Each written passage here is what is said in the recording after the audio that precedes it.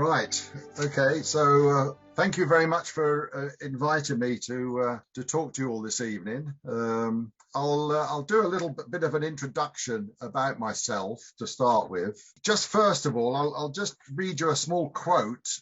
In 1939, in Tropic of Capricorn, Henry Miller made the observation that life becomes a spectacle, and if you happen to be an artist, you record the passing show. And really, that's the kind of thing that I've been doing all my work in life, is really observing the world around me and how we are as human beings. I was born in Hackney, East London, in 1947, and so I was 6 in 1953. And bomb sites were still my, they were still around, and they were my playground, really, in that part of Homerton where I lived.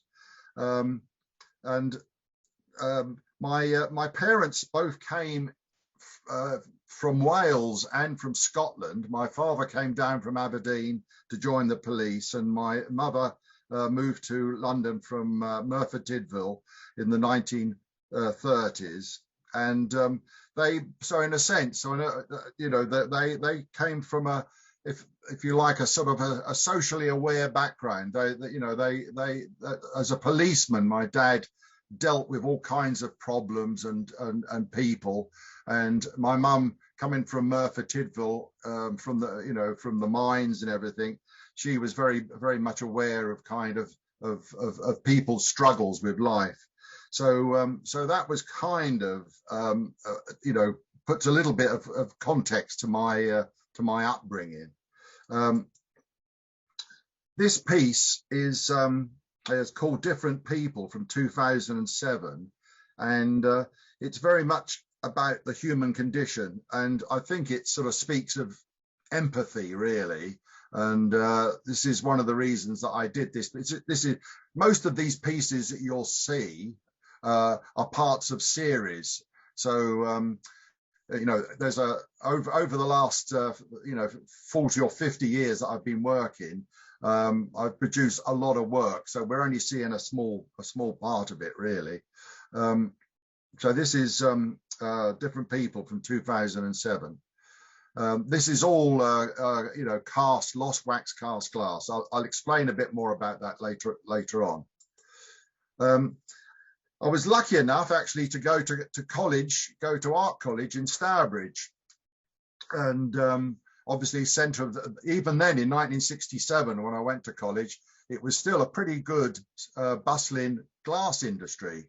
There were quite a few glass factories still working, as well as ironworks, iron foundries at Cradley, and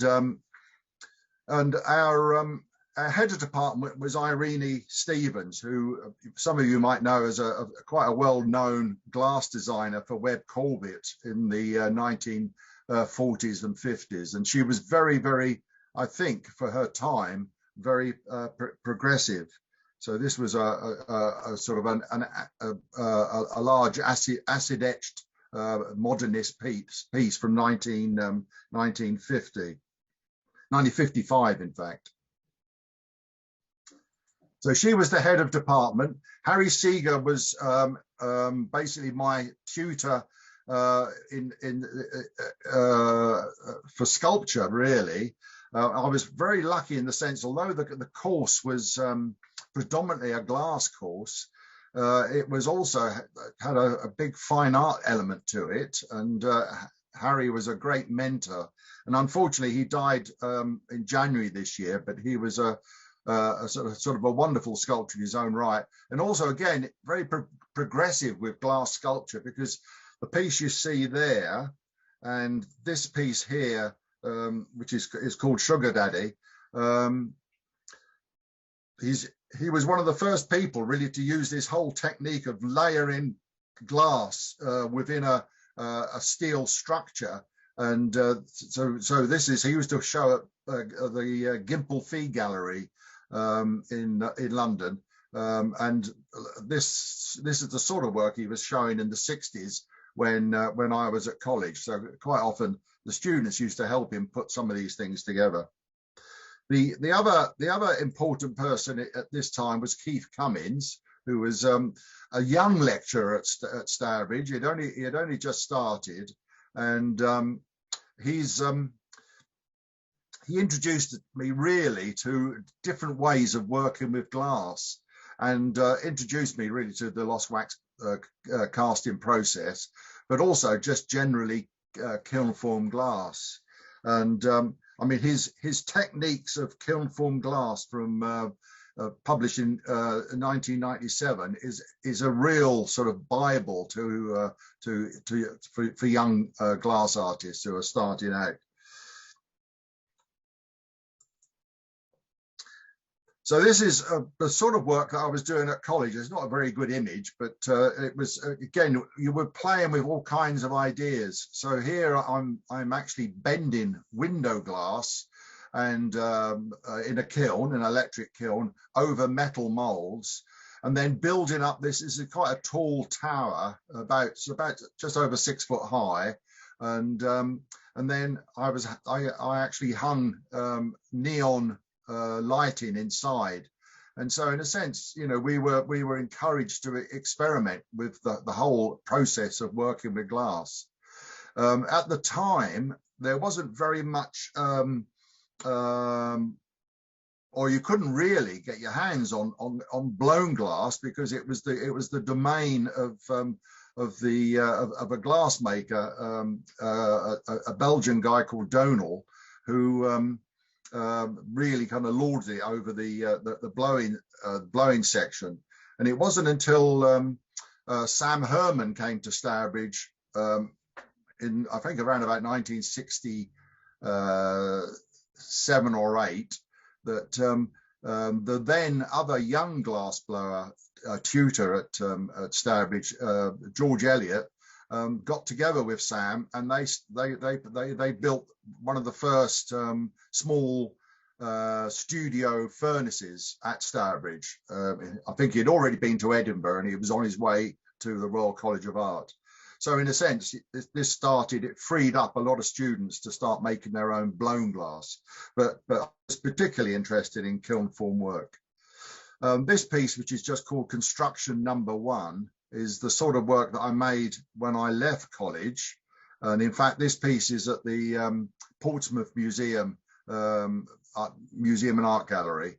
And recently I had to repair the piece. So I got it sent back to me. One of the uprights got broken. But again, this is purely window glass that has been fused together and then bent and formed. Now, drawing is a very important part of the way I work, and it's kind of, in a sense, the way in which I kind of, first of all, I obviously visualize ideas, but also it allows me to sort of by a process of lots of drawings in sketchbooks and then onto sort of larger drawings, to actually visualize pieces.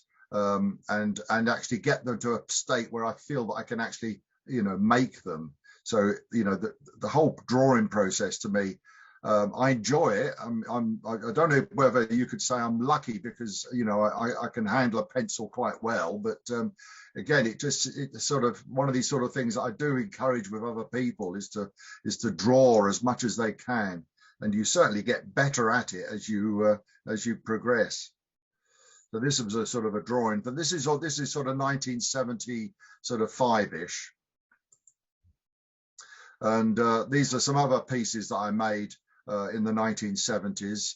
At the time, this time I was living in Lincoln, and I was lucky enough to get. When I left college, I sort of worked on building sites, construction work, and trying to raise money to sort of get a studio together.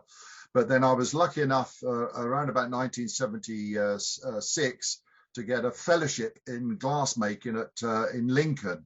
And this was through the local arts authority, Lincoln and Humberside Arts. So that sort of set me up really with, you know, a studio and a reason to carry on working. So that was sort of a sort of an important step in my life.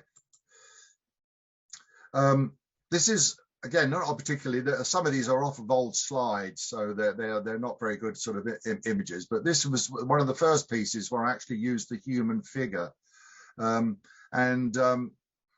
And really, I suppose at the time it was to sort of give it some sort of, you know, scale or, you know, kind of some sort of affinity to us as humans.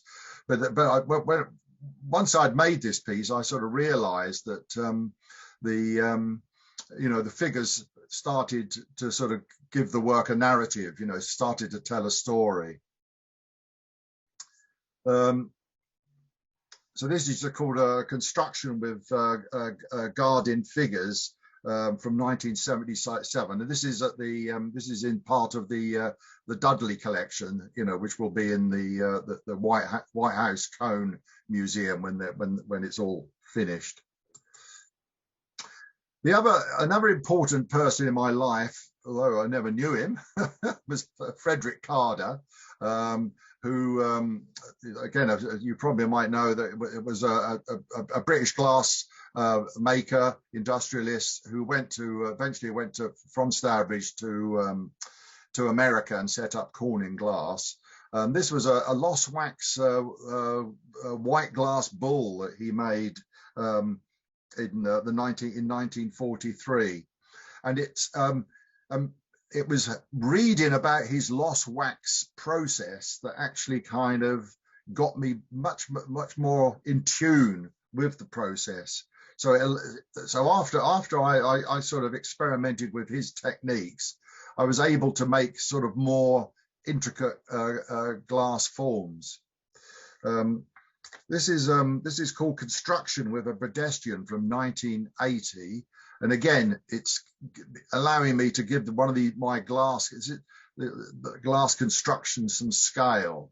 And what happens really as we progress is the figure sort of gradually takes over.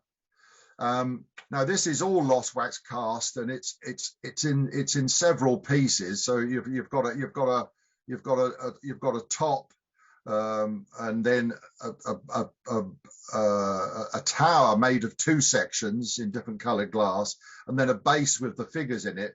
So, like in a sense, it's a you know, a compilation of lost wax cast pieces. So, you know, obviously the technique, I'm getting very much kind of clever, if you like, with the actual technique. This is Observer 5 from 1992, and a lot of my work is about social comment and as the way we are as humans. And this is a sort of like almost a sort of an anonymous figure, a masked figure who's there was a series of these pieces, and he's really observing and pointing out things that we're, you know, maybe not doing right, or, you know, they're basically looking down on us as humans, and pointing out our problems and difficulties. But there was a whole series of these kind of figures, and basically the human figure is becoming a bit more, if you like, anatomically correct, but as you'll see with my work, that isn't really part of my process. Although I like working with the figure, I try to avoid that kind of romantic kind of accurate view of the human body. These are jugglers, and the one on the left is called the Inept Juggler from 1996, and the one on the right is Juggling with Too Many Balls from 1997. And I'm starting to use the lost wax casting process, and I'm combining it with working with clay. So with these pieces, the actual bodies are actually made of, were originally made of clay, soft clay, and then the head and the hands are made in wax, and then they're implanted into the clay, and then the whole thing is cast up as one big mold, and the clay is removed, and the head and the hands are then steamed out of the mold. Now, these are flat back, so if you could see around the back of these, you'll see that the back of the body is a big flat area, and they have a sort of a trompe-l'oeil effect. So they're almost you know, kind of two-dimensional, but in fact, you know, there's a lot of three-dimensional work going on. But because the backs were sort of open, it allowed me to get inside the mold and paint enamel. Basically, they're ceramic enamels that I paint on the inside of the mold. And when the glass melts into the mold, it picks up the enamel onto the surface of the glass. So it gave me another sort of palette, if you like, of effects on the glass. Another artist who is Peter Howson, a Scottish painter, who his use of the figure is kind of, you know, very in tune with the way I work, and this kind of slightly, you know, kind of almost exaggerated form of the body, and manipulation of the limbs is, you know, is something that I like to play with, as you could see, you know, with those pieces. This is called The Dancer from 1996. Again, it was part of a series. This is number 8 of that series, and made in a similar way to the Jugglers. These pieces are they're never that big. I mean, this piece is probably about 18 inches high from the tip of his top fingers down to the wooden base that he's on. But most of my work is you could almost imagine it within a sort of a 2-foot square cube, really. So they're not enormous, but on the other hand, they're not very small either.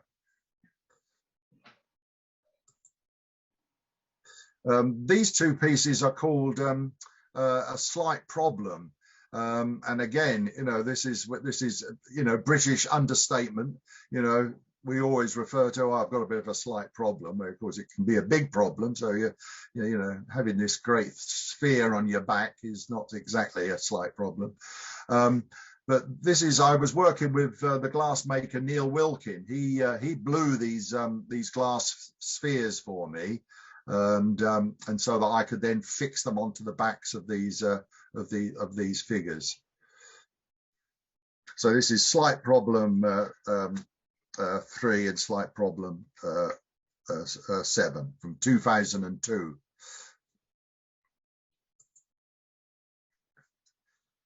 This is a drawing for Fruit of the Sea.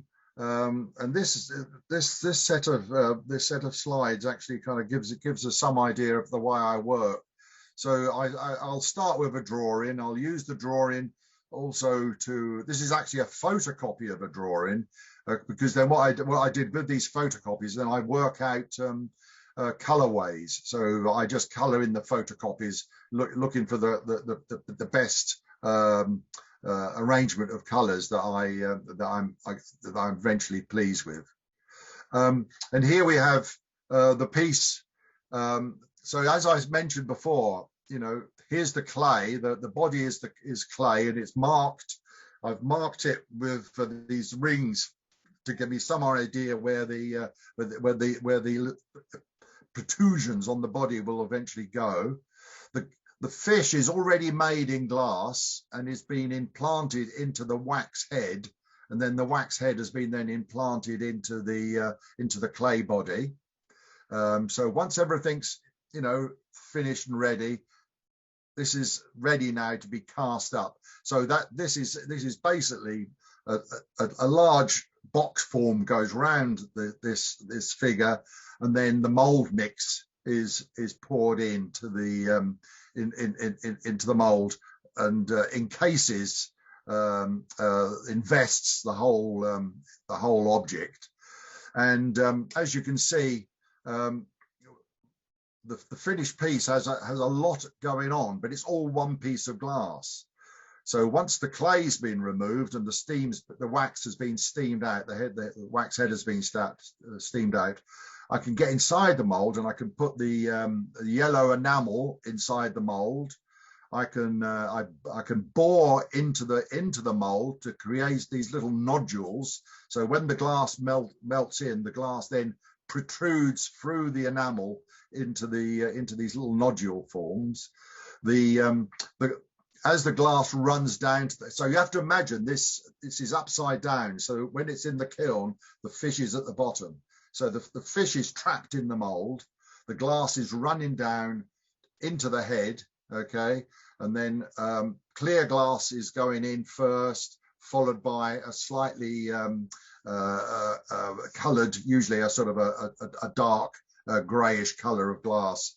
It's just enamels mixed with the glass frit. This is actually lead crystal, and I mentioned Stewart's a little while ago, and this is actually Stewart crystal that I've used here, because I used to go to the Stewart's factory regularly and buy cullet off them, and so that was my main the glass that I used in my work. And then obviously once the thing's finished, it comes out of the mold, and then there's a bit of sort of cleaning up goes on, and and a little bit of polishing, but usually just around the top of the head. The body area is pretty much as it came out of the mold, and the fish is pretty much as it came out of the mold. So this was called Fruit of the Sea. And it was from 2006. Another artist who sort of influenced my work is a sculptor called John Davies. And shortly after leaving college in 1970, I came across this exhibition at the Whitechapel. So the two figures on the left are from that exhibition at the Whitechapel Gallery, and he works with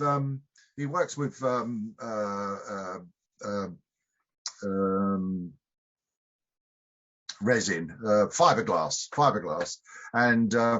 resin, and builds up these figures, and then he obviously uses real clothes and puts them into very surreal situations.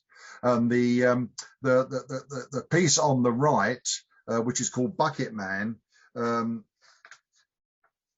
1974, is actually at the Sainsbury's Centre, which is just up the road from here in Norwich. We used to live in Norwich, and in fact we lived very close to the Sainsbury's Centre, so I saw this piece very regularly when I went to. They've got a wonderful collection of international or a world collection of ethnic art, which the Sainsbury's have put over the years, and I mean, it is a wonderful place to go for inspiration, because you're looking at sort of, Inuit carved sculptures from sort of, the 15th century, as well as African carvings, from the 18th century, and through to sort of Roman and Greek pieces, as well as modern sculpture like this piece of John Davies. So it's an amazing collection of very, very, kind of, it just fills your mind with ideas. So, looking at that work, this whole idea of the theatre of the absurd, which I think really kind of John Davies' work's about, is something that I try to get through in my work. So this is a part of a series called Living in Confined Spaces. This is from 1998, and the whole idea of this series was to have a couple of glass figures set in some sort of limited space with just one piece of furniture, in this case just a little blue chair, and then they're really you know, they're just, again, it is a piece of absurd theatre. They're trying to find things to do within that limited space. And the whole idea really came from the idea, from the feeling that life was beginning to close in on people. Maybe it was because, you know, we watch too much television, we don't get out enough, or it could be the fact that we read the news and the world seems like a very frightening place, and so we're getting more fearful about going out. So, like, in a sense, we start making prisons for ourselves. You know, this is the kind of background to this piece of work. This actual piece is in the Birmingham City Museums.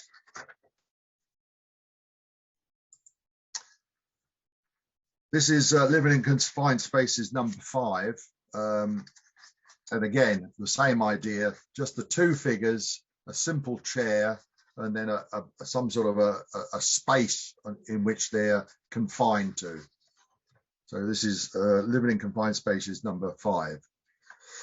This is quite tall, so basically the wooden base is probably about 18 inches high, and then the two figures together, again, is probably another sort of a good 2 foot. So that, you know, from top to bottom, you're looking at something that's probably about 3 or almost getting on for 4 foot high, I suppose.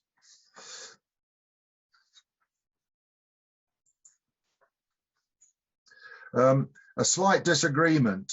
This was the last piece in this series. So in a sense, you know, they've been living together in their little space with their chair, and now the whole situation has got too much for them, and so there's a slight disagreement.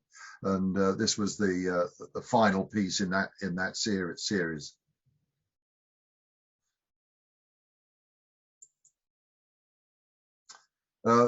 This was a follow-on piece because I was commissioned to do a piece for the Victoria and Albert Museum for the Millennium, and so I basically, because I was working with these figures and really kind of dealing with the human condition, I thought, well, you know, the year 2000. You know, we're beginning to you know, that life again was becoming very, very much a sort of I don't know, for some people anyhow, I felt was getting a bit sort of very much the same, and we were beginning to become very cloned almost, and you know, people had to fit in and be like your neighbor and all the rest of it. But as the human condition is, there's always one person that is trying to break free. So the figure that's turning his head is kind of looking to escape from the situation. So this is a captive audience from 2000, and it's at the V&A. Another important person in my life was Dan Klein. So Dan is on the extreme left in this picture. I mean, I don't know how many of you know about Dan Klein, but he was a very, very important promoter of British studio glass throughout the sort of 1980s, 1990s, and into the 2000s. And again, he sadly died a few years back now. But he was not only a good friend, as well as Alan Paul there, but a very important person in my life. He created many exhibitions for not only me, but, you know, a lot of British artists in this country and abroad. In fact, he had an exhibition at his house. He had a small studio gallery at his house in Hugh Street in Pimlico, and I had this exhibition called Exchange of Information. And basically, over a period of time, I had collected lots of these little cheap ceramic birds from charity shops. And they're just, you know, you don't see many of them these days. Perhaps I collected too many of them, but they were basically made in Taiwan, most of them.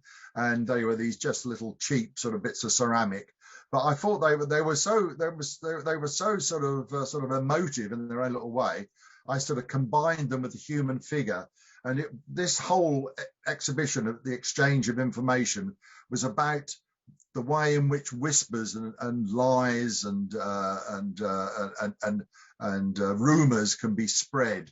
And of course, birds are messengers. You know, we have this whole thing about, well, you've got the messenger pigeon, but also they fly from one place to another, and we're very much aware of their migration. And also, you know, a little bird told me, you know, these kind of phrases sort of came into mind. So this was. Well, in fact, it is A Little Bird Told Me from 2007. Again, part of a series of about 20 pieces. Photographs from newspapers are a very important part of my work. You know, that they are an endless source of expression and character, and in a sense, you could go out of a camera trying to shoot shots of people, but newspapers, you know, they do catch people, you know, in the most sort of interesting poses. The image on the left is Henri Daumier, and this is from 1830. Sorry, the figure is called Mr. Pottenaz, and he's a, you know, Daumier was a fantastic illustrator and also a master of caricature. So here, you know, I'm using a photograph of a football match, and then I've actually kind of used the kind of two expressions going on to actually kind of create this image here for sympathetic thoughts. So photograph, then drawing, and then the piece. Again, you know, this is lost wax cast heads with you know, the bases are made of you know, this idea of using clay, which has been kind of gouged with a saw blade to give a texture, and then the whole mold is made. These are two separate pieces, but they actually kind of come together to make this kind of slightly empathetic duo. You know, and you know, obviously you've got the taller character who's looking down with some kind of a feeling of sympathy at the figure who's either crying or screaming, one or the other.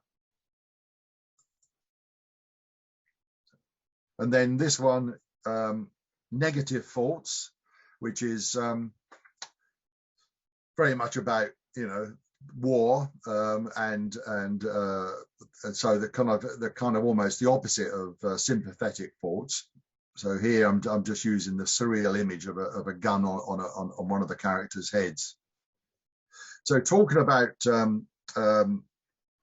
negative thoughts leads me to well, this piece, which is Dumb as a Dodo. Again, these pieces were very much influenced by the Iraq War. I mean, I did a whole series of pieces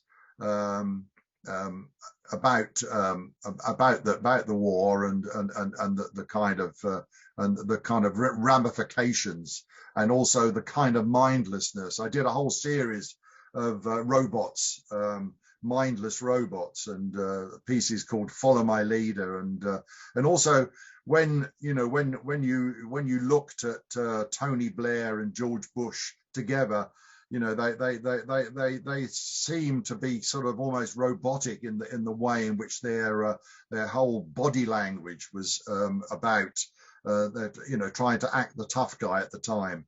And of course, you know, what happened we're still living with now, really, you know. And so it's, you know, it's at the time it was quite sort of an upsetting, because I'm a member of the Labour Party, and it was an upsetting time, and you know, I did actually leave for a couple of years and then rejoined. But then this leads us on to some more sort of mindless thoughts, really, or negative thoughts. This is drawings. This is coming up to fairly recent work now. So I'm dealing with the temptation of lies, okay, the manipulation of the truth, which of course we've all, depending on what sort of way you look at the whole side of politics at the moment, you know, it depends, but basically I think, you know, we can all agree that there has been a lot of manipulation of the truth, partly to get us through Brexit, but also to in America with Trump and Steve Bannon here. So in a sense, you know, there was this kind of strange, or there has been and still is, I suppose, this strange politics which has been about manipulating people for, you know, their own ends, really, to sort of dividing. It's, you know, it's basically divide and rule. You know, once you get one group of people on your side, then you can actually kind of admonish the other side. So this is with, you know, the thinking behind this set of drawings. And then of course I started to bring in the devil. So in a sense, you know, the whole idea of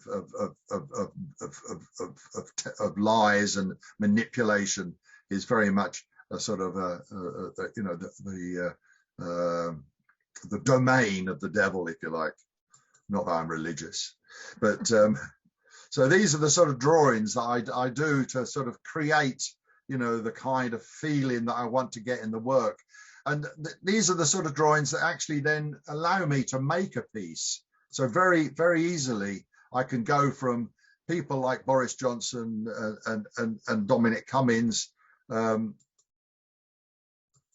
to a piece like this, you know, because, you know, I'm using drawings. I'm looking at the situation. I'm looking at people and the way they you know, kind of react to each other, and in a way, it allows me to sort of you know, to create these pieces. So this is I'm using a different type of glass here. This is an American glass called Bullseye, which actually the enamel colors that I use, the ceramic enamel colors, and I use ceramic enamel colors because they have a much higher firing point than glass enamels, because glass enamels are basically the enamels you will paint onto basically a finished piece of glass, and then you would put it into a low firing in a kiln to fuse the enamel onto the surface of the glass. So that's, you're talking about around about 500, 550, no higher than 550, because then your glass would start to bend. But ceramic enamels go up to 800, 850 degrees centigrade, and so they're ideal for mixing in with the process, the lost wax process that I'm dealing with. So this is The Temptation of Lies #3 from 2018. Temptation of Lies 5. I'm using the hands, really. I'm overemphasizing the hands, you know, because it's all about gesture, it's all about body language. And so I exaggerate, you know, to get full effect. I'll exaggerate facial features and, well, colors, I suppose, as well as the actual you know, the kind of limbs. I mean, here I've actually, you know, I've actually done away with arms, and all I've got is basically shoulders and then a big hand coming out of those shoulders, you know, but it seems to give the sort of, you know, give the right sort of effect. So here again is a sort of an idea of how the pieces are put together.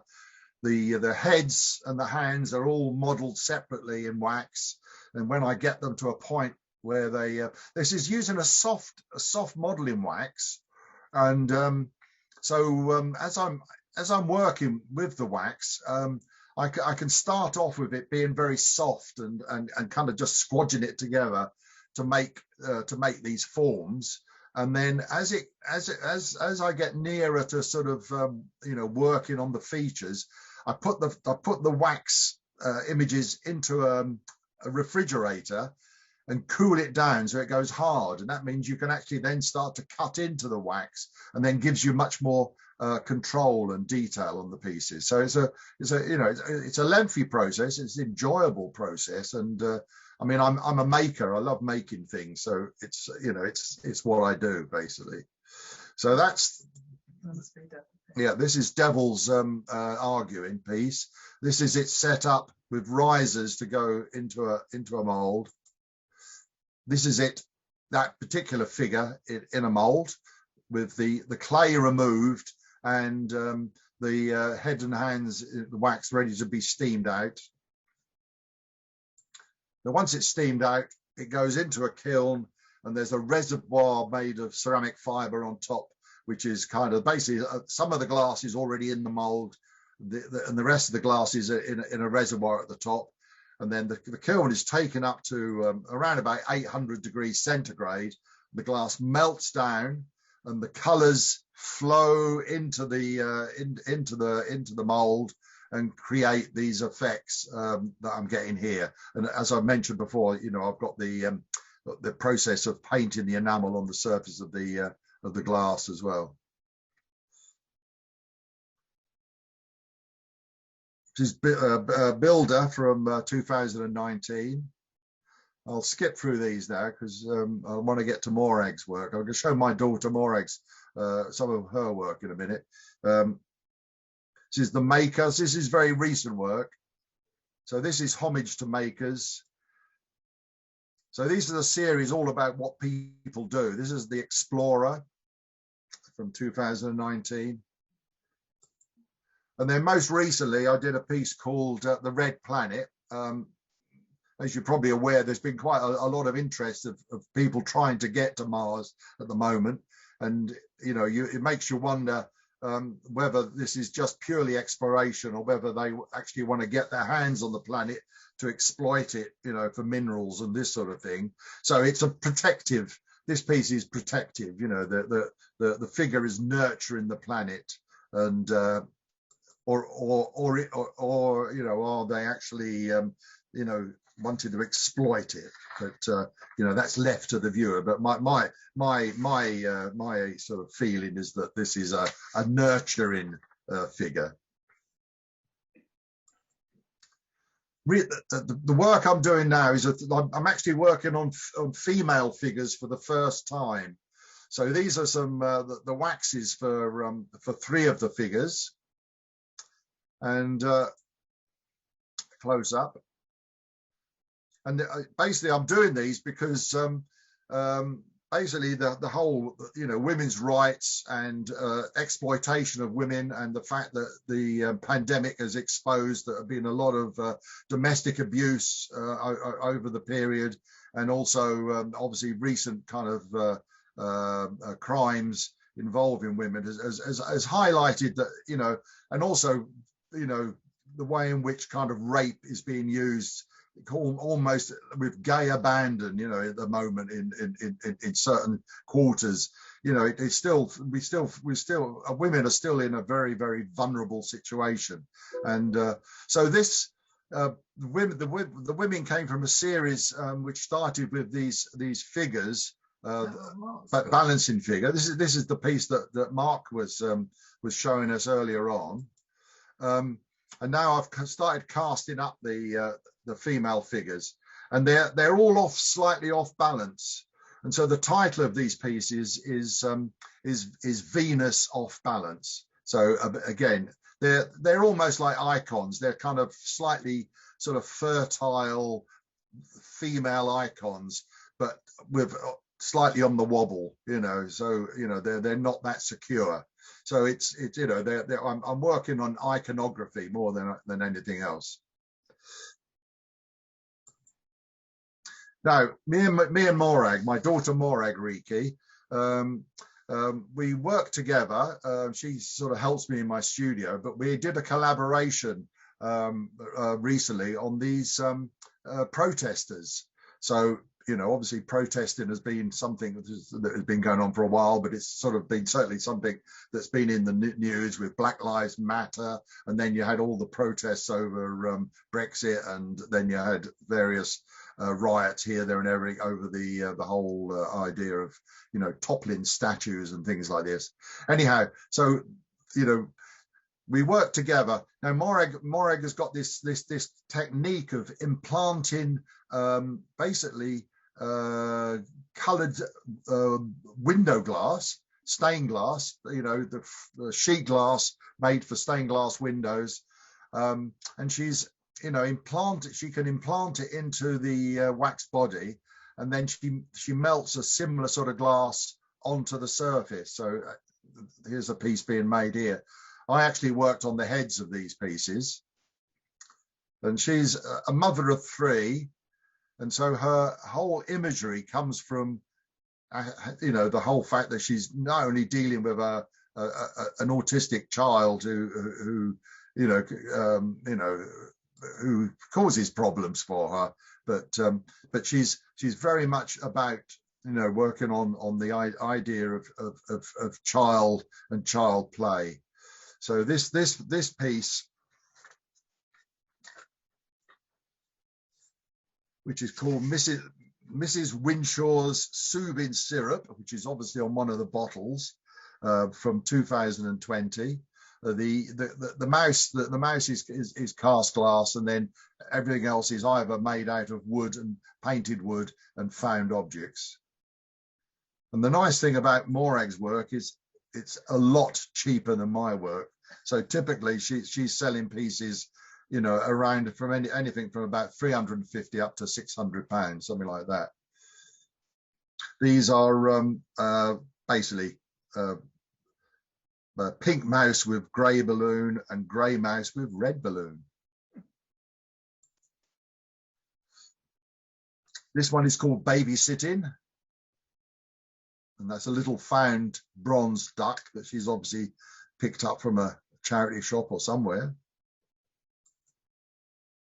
I mean, she would have loved to have talked to you tonight, but she, you know, she is slightly stressed at the moment, and also she does, you know, she worries that her young son might, you know, cause problems during the Zoom. These are called Over the Edge 1 and 2, 2019.